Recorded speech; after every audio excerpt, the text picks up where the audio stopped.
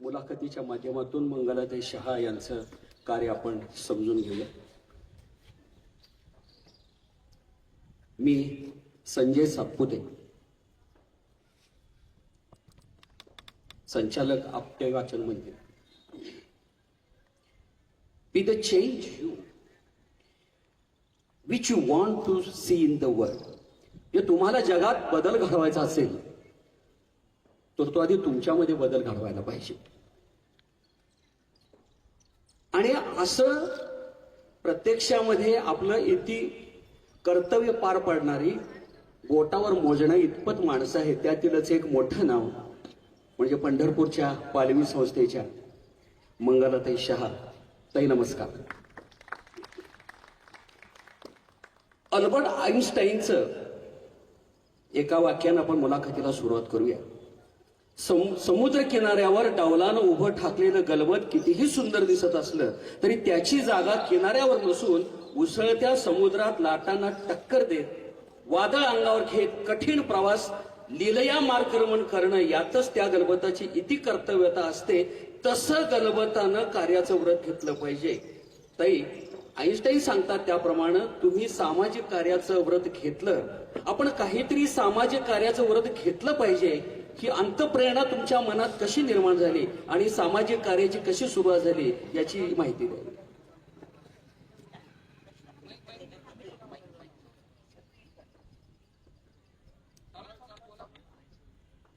नमस्कार. प्रश्नाचं उत्तर देण्याआधी ह्या दमदार आवाजाचा खूप खूप आभार मानते. आणि नाही म्हणलं तरी आता थोडंसं दडपण आलंय. या दमदार आवाजाला आपण किती पुरे पडू ह्याचं आलंय. पण आपण सगळे सांभाळून घेणारे आहात हा विश्वास आहे. आणि मला ही संधी आपल्याबरोबर मनोगत मांडण्याची, काही प्रश्नांची उत्तर तुमच्या माध्यमानं शोधण्याची मला मिळालेली आहे. त्याबद्दल आपटे वाचनालय, सर्व संचालक मंडळ आणि खास करून जेव्हा माझ्या संपर्कात आहे स्वानंद कुलकर्णी यांचे मनपूर्वक आभार. आणि थोडक्यात आधी दोन कृतज्ञता व्यक्त करते आणि मग प्रश्नाचं उत्तर देते. इचलकरंजीचं दालन, मग ते वस्त्रदालन असू दे नाही ते दातृत्व दालन, रोटरी, लायन्स, हे उघडं करून देणारे, मला तिथपर्यंत पोहोचवणारे आपले आदरणीय अशोक दास सर आणि तितकाच आधार देणारे दीपक दादा होगारे यांच्या माध्यमातून आज आम्ही पालवीला इथं चांगला रोवून आहे. आणि सांगायला खूप आनंद वाटतो की दरवेळेची दिवाळी रोटरी, लायन्स, आमचे पंडित काका हे फार गोड करतायत मुलांची. त्यामुळे इचलकरंजी सरकारांचं मनपूर्वक आभार, कृतज्ञता. आता प्रश्नाचं उत्तर. मी नेहमी सर्वांना सांगते की कुणीही माझ्यासहित ज्यांचं थोडंफार जे काही समाजात चांगलं योगदान आहे त्याला वाचनाला पर्याय नाही. माझ्या आईने माझ्यावर 2 संस्कार, म्हणजे बरेच सगळे संस्कार केले, त्यातले 2 खूप चांगले केले. एक करुणा, दुसऱ्यावर प्रेम करायची, दुःख जाणून घेण्याची, आणि दुसरं वाचन. म्हणजे माझे शिक्षक घरी येऊन तक्रार करते, त्यावेळेला खूप चांगले संबंध पालक शिक्षकांचे होते, आताही आहेत, पण अगदी घर वाचायचा. आणि ते नेहमी आईजवळ तक्रार करायची की दोषी अभ्यास करते. माझं माहेरचं आडनाव दोषी आहे. पुस्तकात पुस्तक घालून वाचत बसती, नेहमीच ती हातात पुस्तक असतं म्हणून. मग आई त्यांच्यासमोर मला रागवायची, तसं करायचं नाही, अभ्यासाच्या वेळेला अभ्यास करायचा.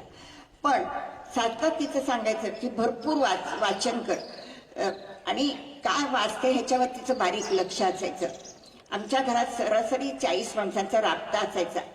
मग तिला वाचायला वेळ नसायचा, पण ती मला म्हणायची बस माझ्या पुढं आणि मला वाचून दाखव, मी काम करत करत ऐकते आणि मग तू शाळेला जा, किंवा शाळेत आलेली असेल मी. आणि हे वाचन करता करता वि. स. खांडेकर, साने गुरुजी आणि सावरकर ही माझी दैवत झाली. मी 7वीत असताना सावरकरांची 2 पुस्तक वाचली, माझी जन्मठेप.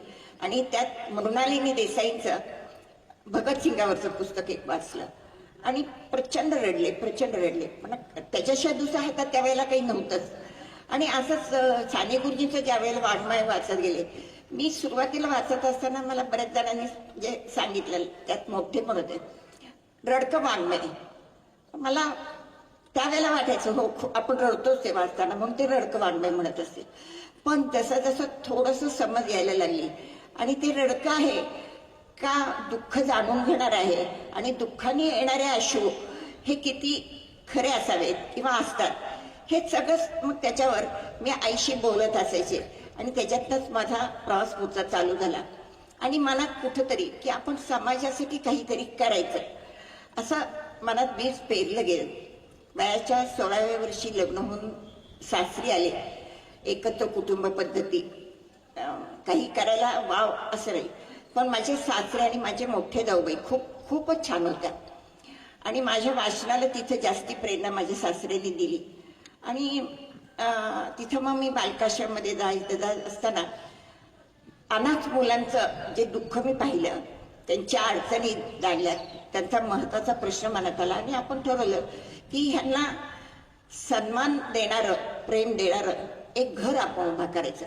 कागदोपत्री ती संस्था असेल, पण वस्तुस्थितीनं हे त्यांचं घर असेल, त्यांना सन्मानानं राहता यावं, जगता यावं आणि समाजात वावरता यावं, असं त्यावेळेला जे पेरलेलं बी होतं ते हळूहळू पुढं मूर्त स्वरूपात आलं. छान. खरोखर प्रत्येकाला विचार करायला लावणारे ह्या तुमच्या कार्याची सुरुवात आणि तेवढं मोठं नंतर प्रचंड कार्य तुम्ही केलं. परंतु ज्या वेळेला सुरुवात झाली ते जे तुम्ही आता सांगितलं त्यामुळे मला सुप्रसिद्ध मराठी साहित्यिक जी.ए. कुलकर्णी यांच्या 2 ओळी मला समर्पक वाटतात. ते म्हणतात की आभाळात एखादं लहान पाखरू उडताना दिसलं तर तू त्याला आतिथ्य दाखव, कारण 2 कोवळ्या पंखांच्या आत्मविश्वासाने ते आभाळाला किंचित मागं रेटत पुढे जातात. हा विचार आणि ही मांडणी जी.ए. कुलकर्णीच करू लागली.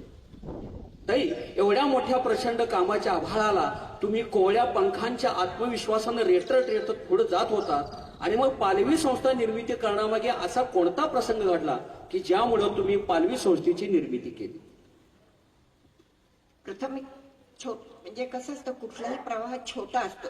अजूनही म्हणावा इतकं ते काम मोठं झालेलं नाही, पण का कोणाचं पण समाज म्हणतो की मोठं काम करताय, पण मी अगदी म्हणजे खोटा विनय नाही करणे, वस्तुस्थितीतनं जेवढं काम करायला हवं तेवढं अजून आपल्या हातून होत नाही ह्याची खंत आहे.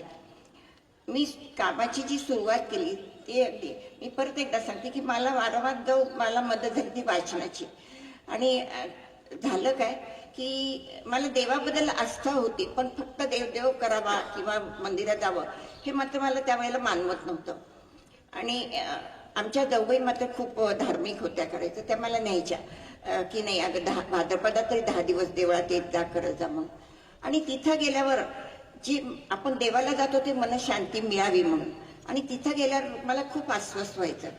कारण गुजराती समाजात किंवा इतरही ह्याच्यात प्रथा काय आहे की नैवेद्य, देवाला नैवेद्य द्यायचा आणि तो किती द्यायचा, 16 प्रकारचे नैवेद्य द्यायचे आणि ते दुपारी तो पंडित झाडाखाली बसून विकायचा. काय तो तरी काय करणार नाही एवढे मोठे, म्हणजे सगळा समाज एवढा आणून ठेवतोय करतोय हे नाही. मग वाईट वाटायचं. मग मी त्यावेळेला ठरवलं की आपण एखाद्या गरीब बाईला आपण 10 दिवस अन्न द्यायचं, डबा द्यायचा. पहिल्यापासून मला खाऊ घालायची जरा आवड आहेच. आणि मग मी सरकारी दवाखान्यात जाऊन तिथल्या शहाबाई दिन होत्या, त्यांना म्हटलं मी 10 दिवस गरजू बाळांनीला डबा देऊ का. त्यावेळेला विचारण्याचा निरर्थकपणा आत्ता कळतो, कारण सरकारी दवाखान्यात जी येते ती खरंच गरजूच असते जास्ती. आणि त्यावेळेला तर खूपच परिस्थिती अवघड होती. मग त्यांना तो खूप आनंद झाला की भाभी खूप चांगला विचार आहे. आणि तिथून माझ्या समाजकार्याचं थोडंसं जे काही काम म्हणतो ते सुरुवात तिथं झाली. आणि पालवीची सुरुवात मात्र फार वेगळ्या प्रसंगाने झाली.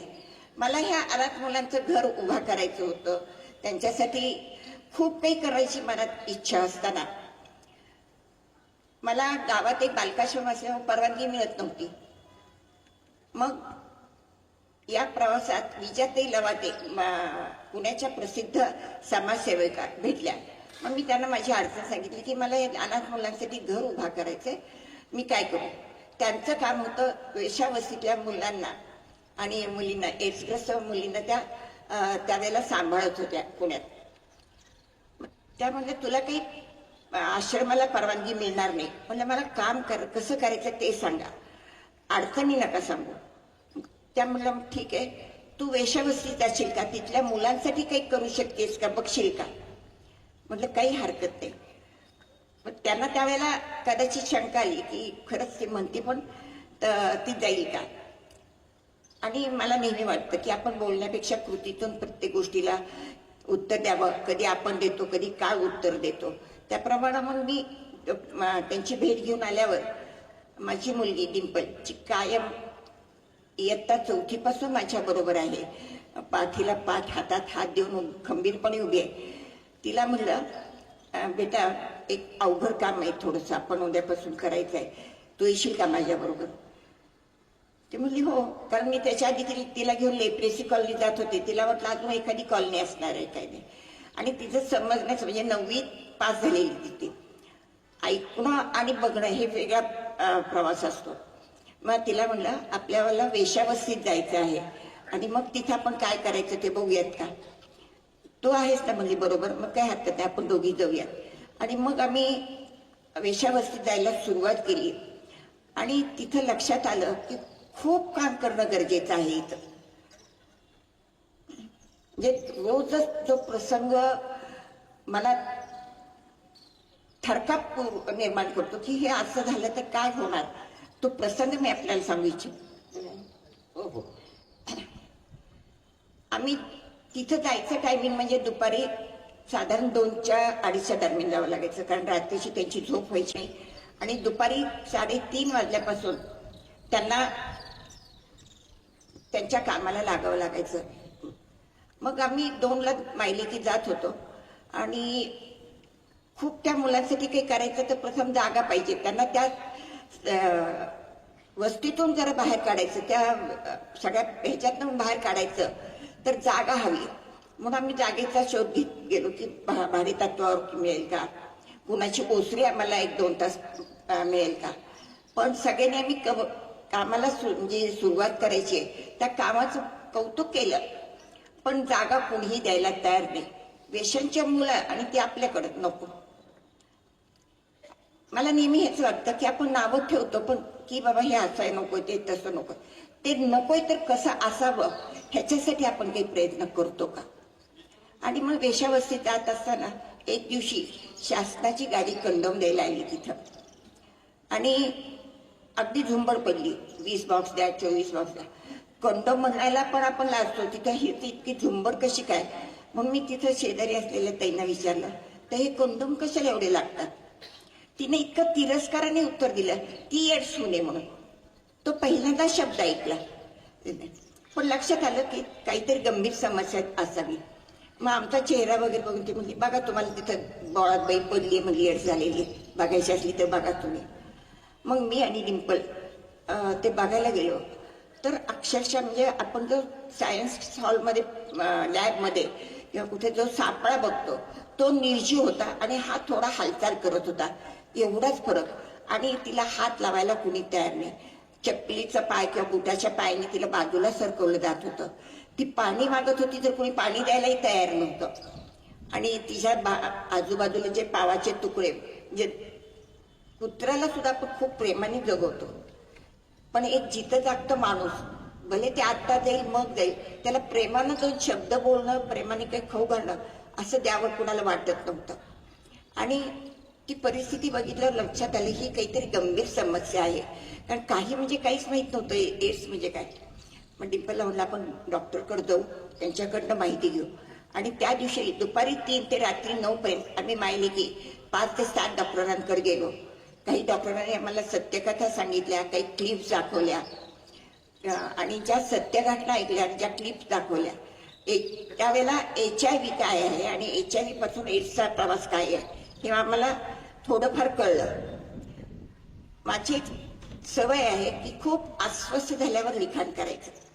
आणि मग मी यज्ञकुंड म्हणून नाटिका लिहिली. डिंपलजवळ स्टेज रिंग खूप छान आहे. मग तिला म्हणलं आपण जे डॉक्टरांनी सांगितले त्याचं प्रबोधन करू, नाटिका आधी करायची आणि मग आपण तिथं छोट्या मोठ्या वाडी वस्तीतनं जाऊन प्रबोधन करूया. आणि तसं मी साधारण 97 सालापासून चालू केलं प्रबोधन. आणि एक प्रसंग लक्षात येत गेले प्रत्येक घरातलं कसं काय आहे ते. आणि त्याच 2001च्या दरम्यान आम्ही एका पंढरपूरच्या जवळच्या एका खेडेगावात गेलेलो होतो. आणि तिथं आम्हाला कार्यक्रम संपल्यावर म्हणजे आमचं बोलणं संपल्यावर एक आजोबा आले आणि ते म्हणले, ताई तुमचं मागापासून मी ऐकतोय ह्या येसनं असं होत नाही, येसनं तसं होत नाही, काही नाही. मग मी एक घर दाखवतो, तुम्ही त्या घरात जाऊन बघा काय तुम्हाला करता येते का, सांगता येते का. म्हटलं काही हरकत नाही. आणि त्यांनी आम्हाला जे घर दाखवलं तिथं आम्ही गेलो. म्हणजे त्यांनी मुद्दामच आम्हाला त्या मुलीनं जिथं टाकलं होतं तिथं दाखवलं की गोठा अर्धवट पत्रे उखडलेले आहेत, शेळ्या बांधलेल्या आहेत, एक म्हैस आहेत, 2-3 गाई आहेत. अशा अवस्थेतला तो गोठा. संध्याकाळी 7ची वेळ खेडेगावात किती लेट असते हे आपल्याला माहिती. घरात नसते त्यावेळेला गोठ्यात असणार काय. आणि तिथं 2 मुली कोपऱ्यात टाकलेल्या होत्या. एक धाकटी होती 1.5 ते 2.25 वर्षाची आणि तिच्यापेक्षा 1-1.5 वर्षांनी मोठी. या दोघी. मोठी बहीण तिला हाताने असं माशाई घेऊ नये म्हणून सावरत होती. ती मुलगी खायला मागत होती आणि तिच्याजवळ जे अन्न होतं त्याच्यात माशा वगैरे पडलेल्या. तिच्याकडे कुणी लक्ष द्यायलाच तयार नव्हतं, म्हणजे नव्हतंच कोणी. मग आम्ही घरात गेलो आणि विचारलं कुणी आहे का घरात. आणि तो एवढं विचारताना म्हणजे नंतर कळलं की ते आजी आजोबा त्या मुलींचे होते. मग त्यांना म्हणलं, अहो त्यांना का तिथं का ठेवलेलं आहे म्हणलं. त्यांना व्यवस्थित जर ठेवलं, आहार दिला तर त्यात छान होतील.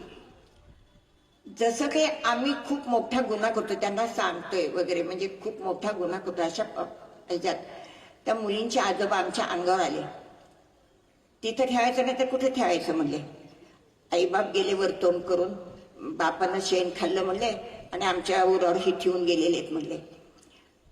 खूप म्हणजे आठवत होतं की कळेच आम्हाला की आम्ही आत्ता आलोय, आम्हाला ह्यांना विचारतोय आणि हे आपल्या अंगावर येऊन काय बोलतात. आणि त्या आजोबांचा टिपेला गेलेला आवाज ऐकून खेडेगावातल्या पद्धतीप्रमाणे 30-40 लोक जमली. आणि मग आम्ही त्यांना सांगतो की तुम्ही घरात ठेवा, त्यांना चांगलं अन्न द्या, व्यवस्थित सांभाळा. आणि आजी आजोबा म्हणते आमच्या मुलाचं लग्न होणार नाही, आमच्या शेतात धान्य पिकणार नाही, आम्ही काही त्यांना सांभाळत नसतो. मग त्या गर्दीतनं एक आवाज आला की ओ मॅडम तुम्हाला लई वाटते तर घेऊन जावा आणि बघा कुठं काय त्यांची सोय होती का. आणि नंतर आम्हाला कळलं की त्या मुलींचा तो सख्खा काकाच होता. आम्ही हादरलो की घरातलं म्हणजे एखादी वस्तू, एखादी भाऊला जरी द्यायचं म्हणलं तर आपलं मन होत नाही. आणि ह्या सख्ख्या नात्याच्या, रक्ताच्या नात्याच्या मुली हे खुशाल घेऊन जावा म्हणतात. मला रागात म्हणत असतील, पण मी म्हणलं खरंच घेऊन जाऊ का. आम्ही हा प्रश्न विचारतात त्यांना एवढा आनंद झाला, घेऊन जावा म्हणलं.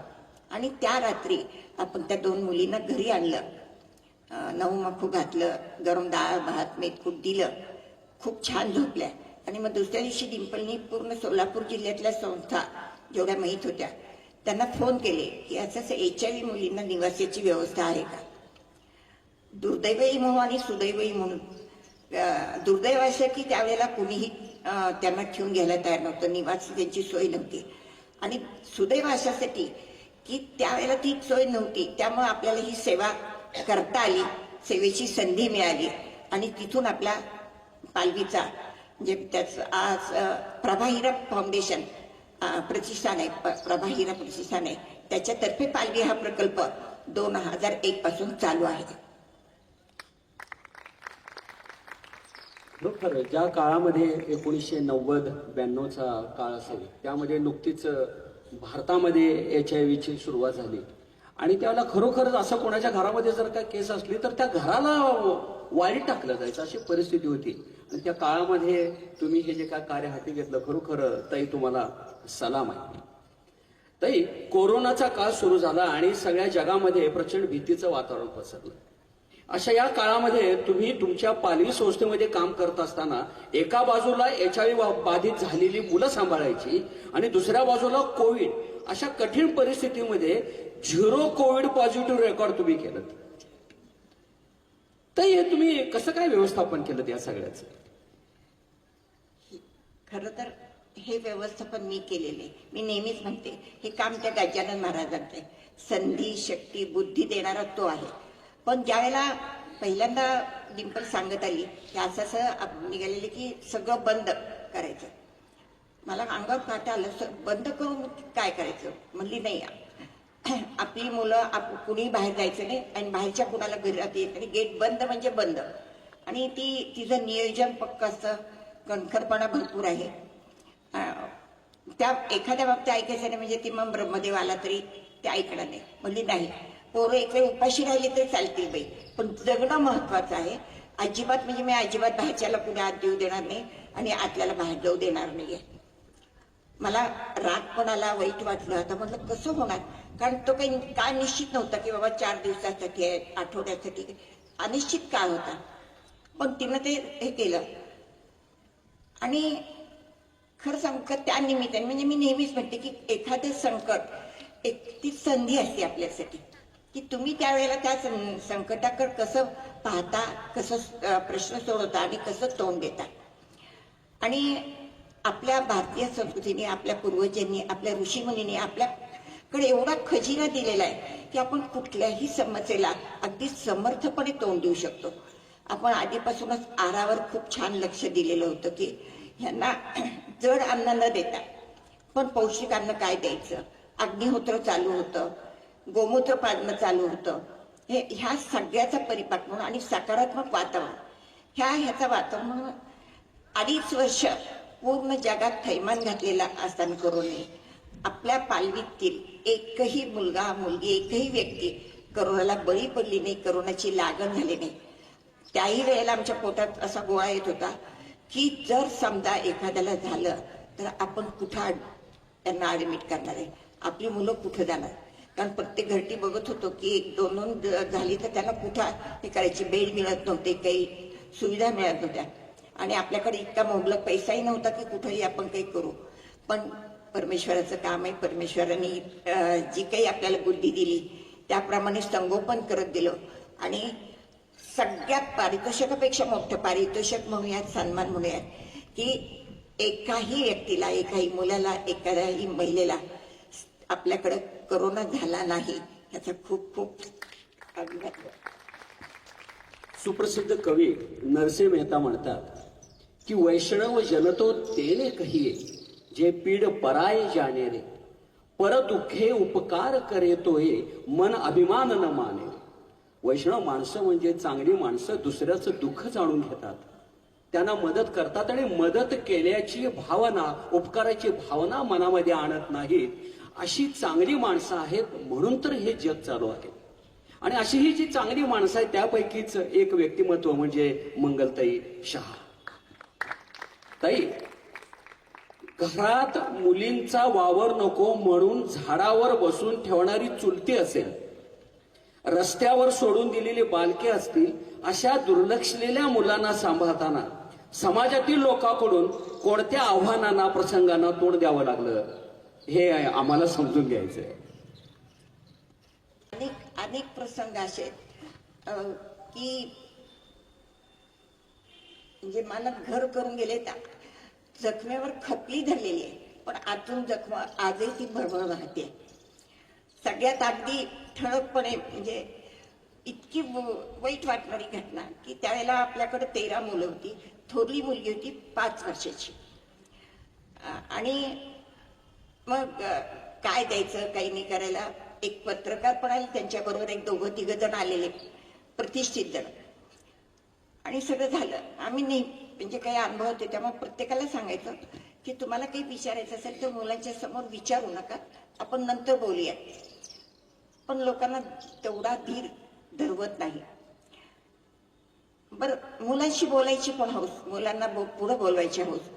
मग त्या दिवशी एकाने काय केलं, मुलांना जवळ बोलवलं, खाऊ देऊ का, मला नाही, त्यांची खाऊच्या वेळेत द्या, तुम्ही ठेवून द्यावा. आणि मुलांनाही विश्वास होता आणि आजही आहे की आपल्याला आपल्या वेळेत खाऊ मिळणार आहे. त्यामुळे मुलं कधीही मला करत कधीच नाही. आणि अशाच बोलत होतो, कधीपासून काम चालू केलं, काय केलं, सगळं विचारता त्यानं मला प्रश्न केला, यांचं आयुष्य किती? अनपेक्षित प्रश्न होता. पण पटकन मनात आलं, एका आईच्या मुलाला गंभीर आजार झाला आहे, ती जीवा मुलानं त्या मुलाचं आयुष्य वाढवायचं बघते आणि तुम्ही खुशाला विचारताय ह्या मुलाचं आयुष्य किती म्हणून.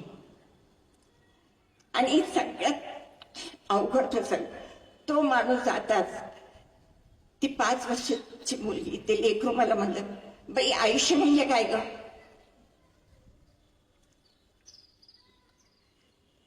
काय उत्तर द्यायचं, कशी समजूत करायची तिला, कारण त्यांच्यासमोर विचारलं तर आयुष्य किती. हे असे प्रसंग. आणि खूप जणांचा एक सूर होता, म्हणजे जवळजवळ 55% लोकांचा सूर त्यावेळेला होता. आज टक्केवारी कमी आली आहे, कारण खूप सकारात्मक प्रतिसाद त्या मुलांकडनं मिळतो आहे. पण त्यावेळेला ज्यावेळेला आपण काम चालू केलं त्यावेळेला अक्षरशः तोंडावर लोकांनी विचारलेलं आहे, ही जाणारच आहेत लवकर, तर ह्यांना जगवायचंच कशासाठी, ह्यांच्यावर एवढा खर्च का करायचा. मग मी एक उदाहरण द्यायची त्यांना, की आपल्या घरात 2 व्यक्ती आलेले आहेत. एक जण तुमच्याकडे 2 महिने राहणार आहे आणि एक जण 2 दिवसात जाणार आहे. तुम्ही जास्ती खातिरदारी लवकर कुणाची करताल? जो आधी जाणार आहे त्याला बघताल, कारण हा तर काय राहणार आहे ना, बघूयात की त्याला सावकाश देऊयात त्याला. पण हा जाणार आहे, परवा दिवशी जाणार आहे, तेरवा दिवशी जाणार आहे, ह्याला जे काही चांगल्यातलं चांगलं द्यायचं, उत्तमातलं उत्तम द्यायचंय ते आपण देऊया. तीच भावना इथं आपण का ठेवायची नाही? आपल्याला माहित नाहीये ते लेकरू किती दिवस आहे, हे आपल्या मनाने का ठरवायचं की ते कमी आयुष्य आहे. आणि खूप सांगायला आनंद वाटतो की ज्या डॉक्टरनी सांगितलं होतं की हे बाळ फक्त 6 महिने जगल, ते 25 वर्षाचं झालं, आता लग्न झालेलं आहे, त्याला त्याचा मुलगा आहे. ही पालखीने आणि तुमच्या सर्वांच्या मदतीने केलेली आपली वाटचाल आहे. काम करणं जितकं महत्वाचं आहे तितकं परिवर्तन महत्वाचं असतं, असं मला नेहमी वाटतं. पाणी घेणार का थोडं? घ्या.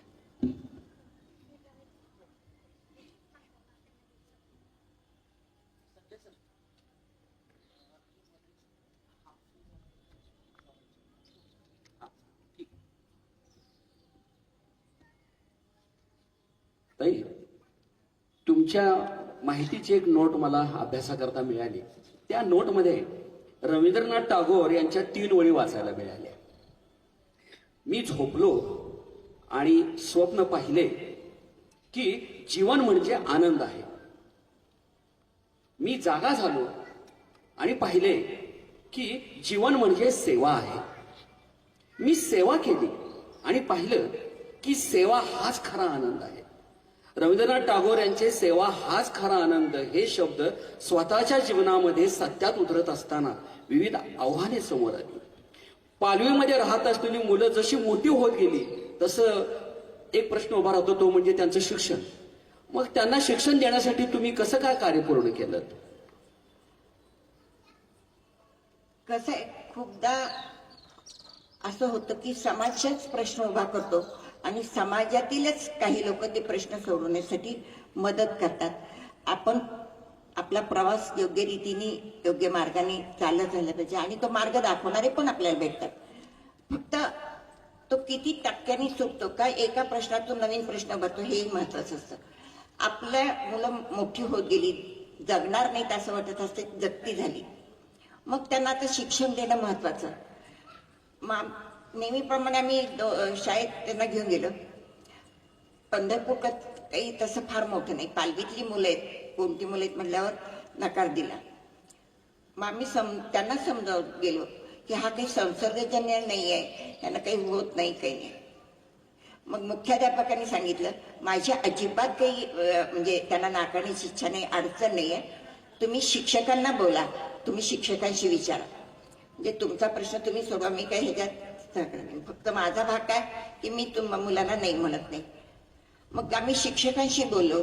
शिक्षक म्हणले, डिंपलताई भाभी तुम्हाला सांगतो की आम्हालाही खूप बरं वाटेल ह्या मुलांना शिकवायला, पण काय आहे म्हणजे आम्ही ह्या मुलांना जर ठेवून घेतलं तर पालक ह्या मुलांना दुसऱ्या शाळेत घालतील, हे पालक ह्यांच्या बरोबर ह्या मुलांना ठेवणार नाहीत. आणि तुम्हाला माहिती आहे आज पटसंख्येची किती गरज प्रत्येक शाळेला आहे.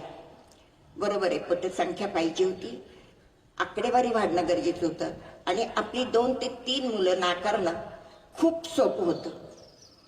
त्यामुळे आपल्याला सगळीकडे नकार मिळत गेला.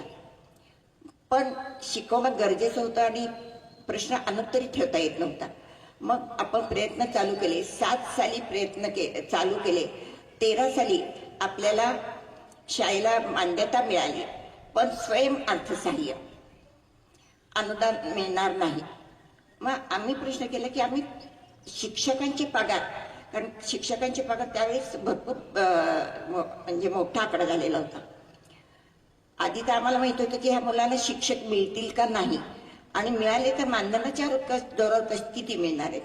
मग आम्ही प्रश्न केला की अहो ह्यांना कसं शिक्षकांचे पगार तरी आम्ही कसे भरणार, मुलांच्या फी मधनं भरा म्हणजे.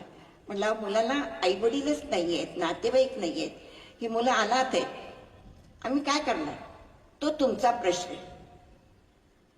मला हा नेहमी पडणार प्रश्न, हा प्रश्न किंवा ह्या अनुषंगाने येणारे प्रश्न हे पालवीचे कसे असू शकतात? हे समाजाचे प्रश्न आहेत, हे समाजाने सोडवायला हवेत असं वाटतं मला. बरोबर आहे ना? पण मान्यता मिळणं गरजेचं होतं. आपण मान्यता घेतली आणि आजही खूप प्रयत्न चालू असताना विना अनुदान तत्वावर शाळा चालू आहे. शिक्षक येतात, अनुभवाचं सर्टिफिकेट मिळवण्यासाठी 1-2 वर्ष करतात, दुसरीकडे सर्व्हिस मिळतो पाहिजे आणि परत सोडून जातात. पण नेहमीच मी म्हणते की संकटातच आपली आणि आपल्या माणसांची परीक्षा होते. बघता बघता कोरोनाचं संकट आलं आणि सगळ्या शिक्षकांनी पालवी सोडून दिली. एकही शिक्षक शिकवायला नव्हता आणि 24 तास मुलांना करायचं काय?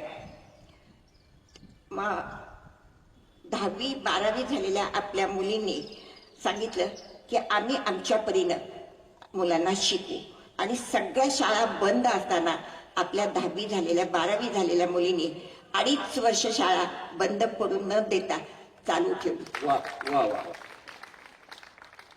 त्यामुळं आपण हा प्रश्न अशा पद्धतीने सोडवला आहे आणि सोडवत आहोत.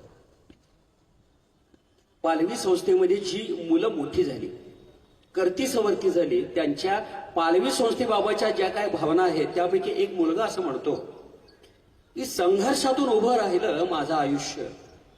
जन्मापासूनच आम्ही अत्यंत असुरक्षित परिस्थितीत होतो, जगण्यासाठी संघर्ष करीत होतो. जेव्हा वैद्यकीय व्यवस्था, डॉक्टर, शासन आणि नशिबी साथ देत नव्हतं, तेव्हा मंगलताई, डिंपलताई आणि पालवीने आमच्या आयुष्याला नवा आधार दिला. अशा बोलक्या प्रतिक्रिया अनेकांनी दिल्या आहेत. अशी मुलं घडवत असताना त्यांच्या खाण्यापिण्याची व्यवस्थेची यंत्रणा तुम्ही उभी केली. ताई, पालवीमधील मुलांना सकस आहार, दूध दुभतं मिळावं यासाठी तुम्ही कशी काय यंत्रणा उभी केली? आपल्या सर्वांच्याच मदतीनं ही यंत्रणा उभी राहिलेली आहे. त्यातलंच एक बोलकं उदाहरण की दिवाळीला इचलकरंजीहून दिवाळीचं सामान येतं, रोटरी लायन्सही देतं, पंडित काका, अशोक दास सर आणि होगाडे, दीपक दादा होगाडे, आणि त्यांच्या मदतीनं जी आज सगळ्यांची नावं मी घेऊ शकत नाही असे बरेच जण, आणि पंढरपुरातले, म्हणजे आपल्या सर्वांच्या मदतीनं मुलं खरंच आज रोजची दिवाळी आहे त्यांची, रोजचं सोन्याचा घास खात आहेत. आणि त्याचमुळे मुलांची एक ती हिंमतही वाढलेली की आहे काही अंशी समाजही आपल्या बरोबर आहे, आणि समाज आज जी काही समाजाने मदत दिली आहे, देत आहे, त्या दौरावरच आपण एक स्वप्न आता बघितलेलं आहे की कोरोनापासून आपण मनोरुग्ण स्त्रियां ज्या रस्त्यावरून विवस्त्र फिरत होत्या त्यांच्यासाठी पण आपण समर्पणाचं आणि पुनर्वसनाचं काम हाती घेतलेलं आहे. आणि त्याचं नेतृत्व मनोरुग्णाचं माझी मुलगी डिंपल करत आहे. त्याबरोबर बेघर माता ह्यांना आपण संगोपन करतोय. प्रत्येक चांगल्या गोष्टीला एक वेगळी किनार असते, दुःखाची म्हणू किंवा अजून आत्मक्लेशाची असेल.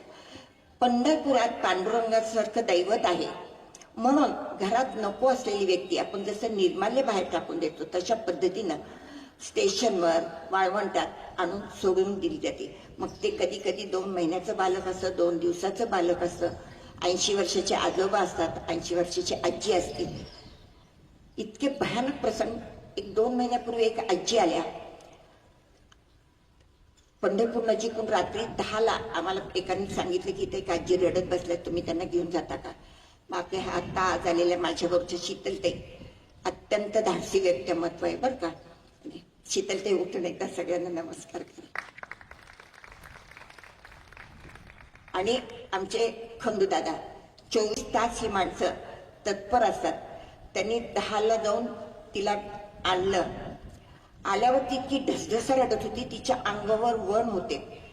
आणि मग मी विचारलं, आजी रडू नका, काय झालंय नीट सांगा, आधी जेवून घ्या. नगं म्हणजे मला जेवायला नको, पाण्याचा थेंब सुद्धा मी घालणार नाही, मला मारायचंय. म्हणलं बरं मी पण येते. म्हणलं मग तुमच्या बरोबर जिथं तुम्हाला जायचंय, मरायचंय तर मरू, आपण दोघी मिळून मरू. म्हटलं काय हरकत नाही म्हणलं, पण आधी जेवून घ्या, तोंड गोड करून देऊयात की. म्हणलं ती माझ्या तोंडाकडे माझी चेष्टा करताय का असं ह्याच्यात बघितलं. आणि मग तिनं मला पाठ उघडी करून दाखवली. करपलेली भाकरी सुद्धा बरी दिसत असेल, आणि हे कुणी तर तिच्या सख्ख्या मुलाने मारलेली.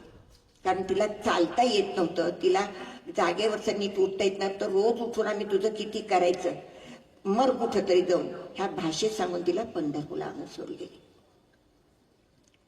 इतके चांगली लोक आहेत जी आपल्याला आज मदत करतायत, पण हे समाजातलं एक चित्र हे कधी पुसलं जाणार आहे. आणि ह्याच्यासाठी आपण सगळ्यांनी मिळून काय प्रयत्न करायचा हे आपण पाहायला हवं. आणि अशी अनेक उदाहरणं ह्या मुलांच्या बाबतीत सुद्धा आहेत, महिलांच्या बाबतीत आहेत, की मला नकोय. म्हणजे खरं सांगू का, जबाबदारी झटकणं खूप सोपं, पण जबाबदारी स्वीकारून त्याला जिथं जागतं करणं, त्याला आनंद देत असताना खरंच त्याला आनंद होत नसेल एवढा आनंद आपल्याला होतो. की चला एक मुलगा हसता झाला, खेळता झाला, वाढता झाला, आणि आज समाजात अतिशय सन्मानाने एक माणूस म्हणून जगतो आहे, एखादी स्त्री जगती आहे, ह्याचा खूप आनंद आहे. त्याच्यासारखा खरंच आनंद. आणि मी नेहमी म्हणते, असे आनंद बाजारात तुम्ही कोटी रुपयांनी विकत घेऊ शकत नाही, त्या अनुभवावेच लागतात. आणि असा पालवीचा प्रवास खूप सुंदर चालला. छान. आता एक प्रश्न आपण घेणार आहोत, त्यानंतर पालवी संस्थेची एक व्हिडिओ क्लिप आपण पडद्यावर बघणार आहोत. तर त्यापूर्वीचा एक प्रश्न, की पालवी संस्थेतील मुलांची झिरो मॉर्टॅलिटी म्हणजे शून्य मृत्यू दर हा अनुभव मंगलताई शहा यांनी त्यांच्या एका छोट्याशा कवितेमध्ये अगदी मनस्वीपणे मांडतात. त्या त्यांच्या मृत्यूशी लपंडाव या कवितेत त्या म्हणतात, मृत्यूशी लपंडाव, पालवीतील बालकाचा मृत्यूशी संवाद. हे मृत्यू, मी तुझ्यापासून दूर जातोय असं समजू नकोस, मी तुला चुकवतोय असंही समजू नकोस. मी HIV सहित जगणारा एक बालक, फक्त एक गंमत करतोय तुझ्या बरोबर, कारण गमतीनंही खेळायला आजकाल कोणी माझ्या बरोबर येतच नाही. हे मृत्यू, तू येणार हे जेव्हा मला कळलं तेव्हा ठरवलं तुझ्याबरोबर थोडी लपाछपी खेळायची. हे देवा, एक काम कर ना, तू ही गंमत म्हणून मला धरायला थोडासा उशीरच कर, तेवढीच जगण्यातली गंमत चाखेल. ताई, पालवीतील मुलांच्या आरोग्याबद्दल बोलायचं झालं तर झिरो मॉर्टॅलिटी हे त्याचं समर्पक उत्तर आहेच, पण एड्सग्रस्त मुलांचं आरोग्य सांभाळण्याचं इंद्रधनुष्य तुम्ही कसं काय पेलवलं?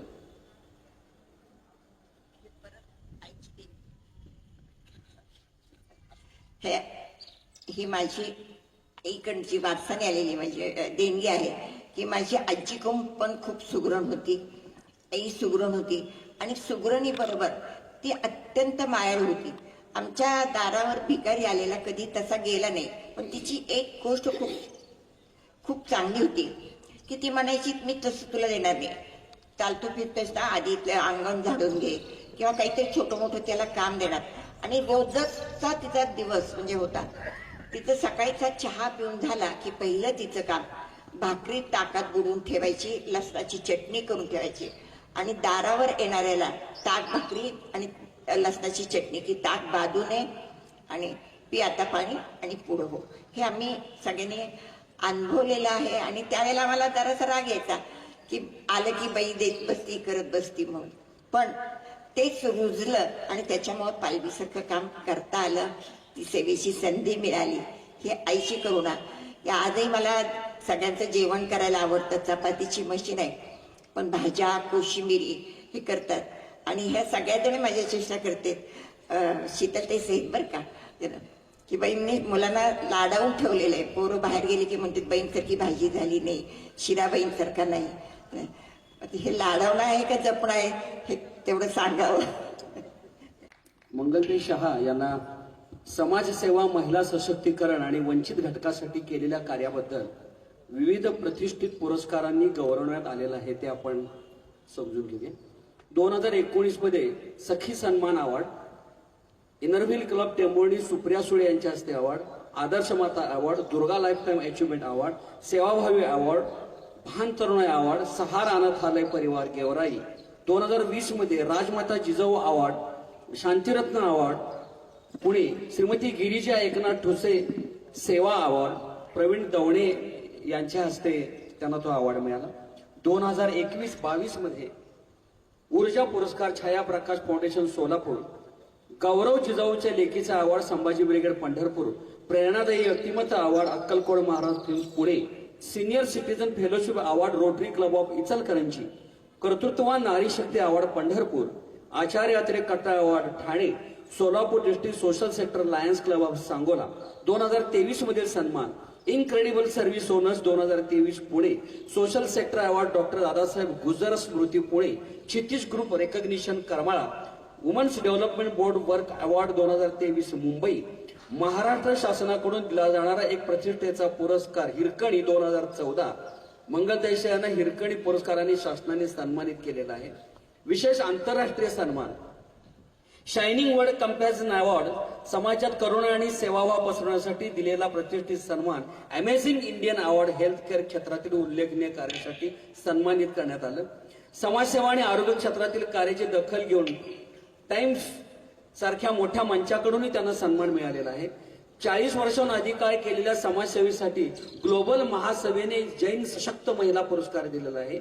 लंडन बुक ऑफ रेकॉर्डच्या संघटनेने कोरोना काळात संस्थेने पुरवलेल्या सेवेकरिता पुरस्कार प्रदान केलेला आहे. ताईंना आतापर्यंत 300हून अधिक पुरस्कारांनी सन्मानित करण्यात आलेला आहे. अशी एक महाराष्ट्रातील उत्तुंग व्यक्तिमत्व हिरकणी म्हणजे मंगलताई. ताई पालवीमधील मुलांचं शिक्षण पूर्ण झाल्यानंतर त्यांना स्वावलंबन आणि अर्थार्जन करण्यासाठी ते एक आव्हान असतं. ते पूर्ण करण्यासाठी तुम्ही कसा काय प्रकल्प सुरू केला? मागा सांगितलं की प्रश्न पुढे येत गेले आणि आपण उत्तर शोधत गेलो की बाहेर शाळेत प्रवेश देत नाही म्हणून शाळा उभी केली. मुलं 18 वर्षाची झाली त्यावेळेला त्यांना आता पायावर उभा करणं गरजेचं होतं. तेव्हा आपण एक नवनीत विभाग चालू केला ज्याच्यात आज 70 पेक्षा जास्ती प्रॉडक्ट आपण तयार करतोय आणि जिथं संधी मिळेल तिथं स्टॉल उभा करतो. कुठल्याही अगदी छोट्या जागेत सुद्धा आपण म्हणतो की एक कोपरा पालवीसाठी तुम्ही द्या. तुमचं अगदी हळदी कुंकू असलं तरी फक्त पालवीची माहिती देण्यासाठी असू दे किंवा जास्तीची ऑर्डर कुठली.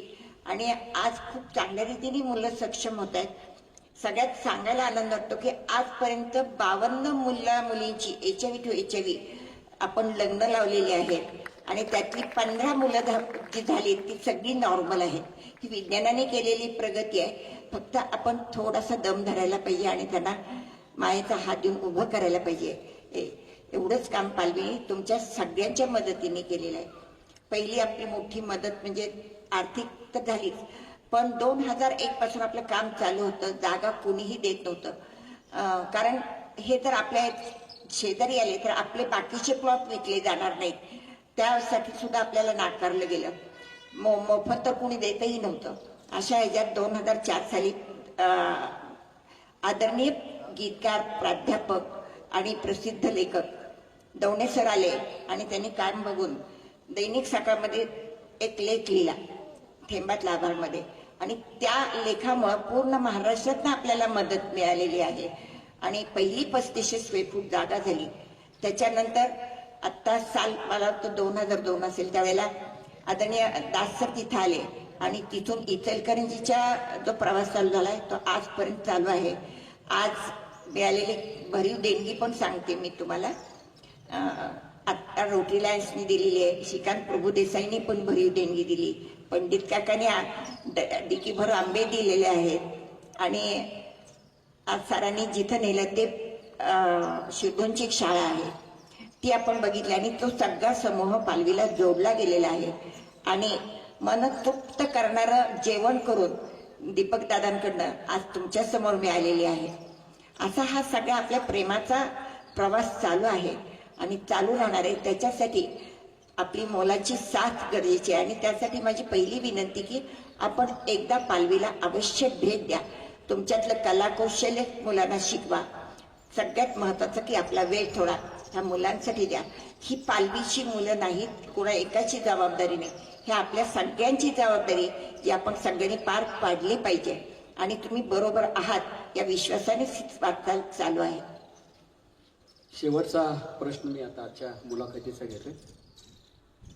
संत ज्ञानेश्वरांनी पसायदानामध्ये सांगितलं, दुरितांचे ते निरजाव.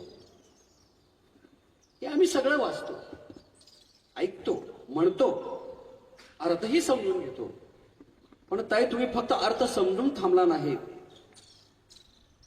तर भारतात नव्हे तर भारताबाहेर सुद्धा विविध देशांमध्ये त्यांच्या संघटनांचं सहकार्य घेऊन तुम्ही सर्वदूर असं कार्य केलेलं आहे. त्यातलं एक स्पेनच्या मलगा या संस्थेबरोबर सुद्धा तुम्ही काम करून त्यांच्या सहभागानं तुम्ही इथं काम चालू आहे.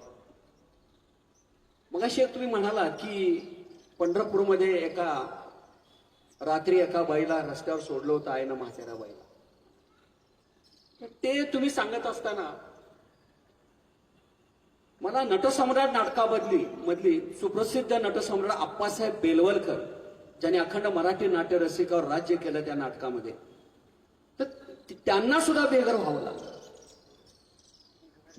मुलांच्या घरातून ते बाहेर पडले, रस्त्यावर येतात आणि ते म्हणतात, कुणी घर देता का घर? एक तुफान रस्त्यावर आलंय, कुणी घर देता का घर? एक तुफान भिंती वाचून, छप्पर वाचून, माणसाच्या मायेपासून, देवाच्या दयेपासून डोंगरात हिंडत आहे, कुणी घर देता का घर? तर अशी ही परिस्थिती आजही आहे. पण आज एक घर देणारी ताई आहे, ती ताई म्हणजे पंढरपुरातली मंगलताई. ताई, आपणा घर हा जो तुमचा उपक्रम आहे, या उपक्रमाबद्दल आपण माहिती द्यावी आणि आपण मग आजची मुलाखत या ठिकाणी थांबवतो. पालवीनी कुठलंही काम किंवा कुठलाही प्रकल्प इच्छा आहे, हौस आहे म्हणून उभा केला नाही. प्रश्न पुढे येत गेले आणि त्याला जसं जमेल तसं उत्तर द्यायचं म्हणून आपण एक प्रकल्प उभा करत गेले. आज पालवीमध्ये एकूण 10 प्रकल्प आहेत. त्यातला महत्वाचा एक आपणा घर, गरज त्याला आसरा. आज पालवीत अंध पण आहे, अपंग आहेत, HIV तर आहेतच, मनोरुग्ण आहेत. म्हणजे फक्त एक मतिमंद सोडलं तर आपण प्रत्येकाला घेतो, प्रत्येकाला काम देतो. कारण मागा सांगितल्याप्रमाणे पंढरपूर तीर्थक्षेत्र असल्यामुळं जा पांडुरंगाच्या दारात म्हणून तिथं सोडलं जातं. पण मला सगळ्यांनी की आपल्या आतला पांडुरंग आपण कधी जागा करणार आहोत. त्यामुळं प्रत्येकाने आपला आतला देव तो आपल्याला सतत काहीतरी सांगत असतो, समजावत असतो.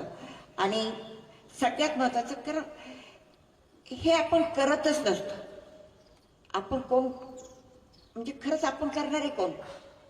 करता खरंच हे बोलण्यापुरतं नाही, पण तुम्ही जर अगदी जीव ओतून तळमळीनं आणि एकरूप होऊन ज्यावेळेला काम करताना त्यावेळेला जागोजागी प्रत्यंतर येतात की काम त्याचा आहे, प्रश्न तो देतो. म्हणजे तुमची परीक्षा बघण्यासाठी तो तुमच्या बरोबर प्रश्न उभा केलेला असतो त्यांना प्रश्न. पण तुम्हाला क्षमता देणारा तोच आहे. फक्त तुमची सकारात्मक वृत्ती हवी आहे, शुद्धता हवी आहे आणि कष्ट करण्याची तयारी हवी आहे. तर कुठलाही प्रश्न आपण एकजुटीनं समाजातल्या प्रत्येक प्रश्नाला उत्तर देऊ शकतो. फक्त आपली एकजुटीची, आपल्या प्रेमाची, मायेची गरज आहे. आज इथंच थांबूयात आपण. तुमच्या प्रेमाचा वारसा घेऊन पंढरपूरला जात आहे. मुलाखतीचा समारोप करत असताना आपटे वाचन मंदिरच्याच एका व्याख्यानामध्ये सुप्रसिद्ध समाजसेवक, लेखक, विचारवंत डॉक्टर सुनील कुमार लवटे सर म्हणाले होते की समाजसेवेचं काम सांगून संस्थांचं उदंड पीक महाराष्ट्रात आलं. संस्था या सेवेचं साधन असं चित्र बाजूला ठेवून त्या सर्व मेव्याचे साधन बनल्या, माध्यम बनल्या. परंतु या गदारोळात काही पायोनियर वर्क करणाऱ्या संस्था मोठ्या धाडसाने समाजामध्ये प्रामाणिकपणे काम करीत आहेत. त्यांच्या मागे समाजातील लोकांनी उभं राहणं गरजेचं आहे आणि त्यातीलच एक अभिमान वाटावा असे काम करणारी संस्था म्हणजे पालवी. मंगलदय शहा, खूप खूप आभार. आपण या ठिकाणी आज आलात.